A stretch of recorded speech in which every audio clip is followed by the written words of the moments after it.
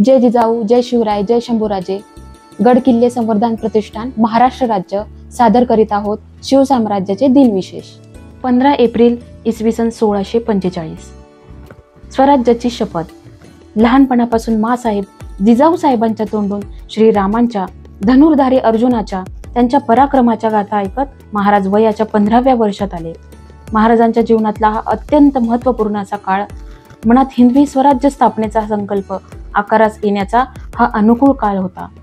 12 मावळचे अनेक सवंगडी, ज्यात तानाजी मालुसरे, सूर्याजी मालुसरे, पाजी पासलकर, चिमणाजी व बाळाजी मुदगल देशपांडे, यसाजी कंक, कोंडाजी कंक, भिकाजी चोर, बाजी जेधे, सुराराव काकडे, त्र्यंबक सोनदेव, दादाजी नरसप्रभू देशपांडे ही नव्या दमाची तरुण तडफदार मंडळी यवनांच्या अन्यायी आक्रमणाविरुद्ध महाराजांचा शब्द झेलायला तयार होती.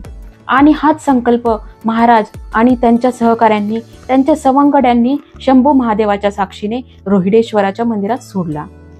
भोर तालुक्यातील रोहिडा खोऱ्यातील रायरेश्वर हे सह्याद्रीच्या शिखरावरील गच्च झाडीत असलेल्या ठिकाणी रक्ताचा अभिषेक घालून सर्व सवंगड्यांचे इमान श्रीपाशी झाले. हिंदवी स्वराज्य संकल्पनेचा नाद इथेच गुंजला. आदिलशाहीच्या अन्यायाविरुद्धच्या संघर्षात जणू एक अधिष्ठान प्राप्त झाले.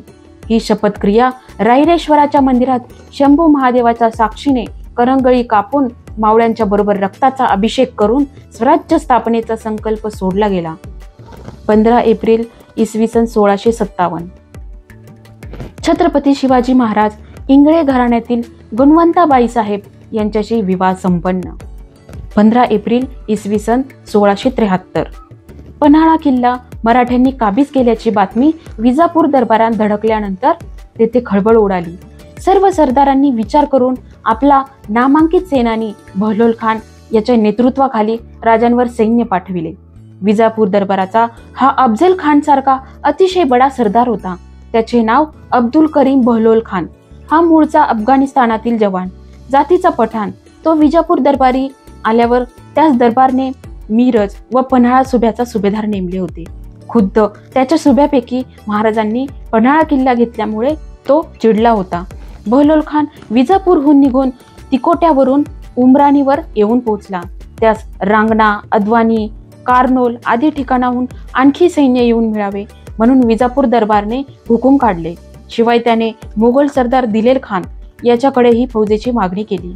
हे राजांना कळाले तेव्हा बहलोल खानास दुसरी सैन्य येऊन मिळण्यापूर्वीच त्यांच्यावर आपण हल्ला करावा म्हणून राजे यांनी प्रतापराव व आनंदराव यांची त्याचवर रवानगी केली.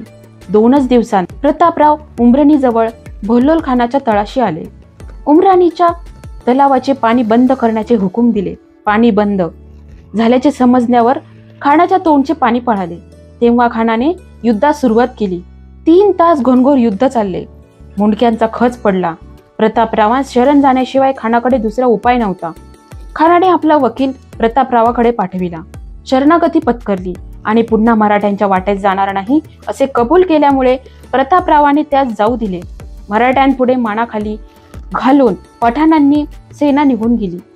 दिनांक 15 एप्रिल 1673. महाराज यावेळी रायगडावर होते. प्रतापरावांनी खानाला शरण आणले. एक खासा हत्ती काबीज केला हे ऐकून शिवराय आनंदले. पण प्रतापरावाने बहलोल खानास सोडून दिल्याचे समजताच छत्रपती शिवाजीराजे भयंकर रागावले. त्यांनी रावांना लिहिले, खानाशी सल्ला काय निमित्त केला. 15 एप्रिल इसवी सन 1680. महाराजांच्या मृत्यूनंतर छत्रपती शंभूराजांनी राजापूर कुडाळकडे कामा 20 दारास पत्रधन घेऊन पन्हाळ्यावर बोलाविले. तसेच कारवारच्या बंदरास धान्य होते ते त्यांनी आपल्याकडे आणले. 15 एप्रिल इसवी सन 1683. छत्रपती संभाजीराजांनी स्वतः 1000 घोडदळ व 2000 पायदळ घेऊन तारापूरवर हल्ला केला आणि ते शहर जाळले. याशिवाय मराठ्यांनी दमनपासून वसईपर्यंत असलेल्या डहाणू, आसेरिम, सैबाना आणि इतर काही गावांवर हल्ले केले. त्यांनी काही गावे लुटली, काही जाळली, घोड्या व पाडा हस्तगत केले आणि 2 पोर्तुगीज पादरी कैद केले. 15 एप्रिल इसवी सन 1739. वसई किल्ल्यावरील मराठ्यांच्या हल्ल्यामध्ये पोर्तुगीज ऑफिसर पिंटो आणि सिल्वेरा यांचा मृत्यू.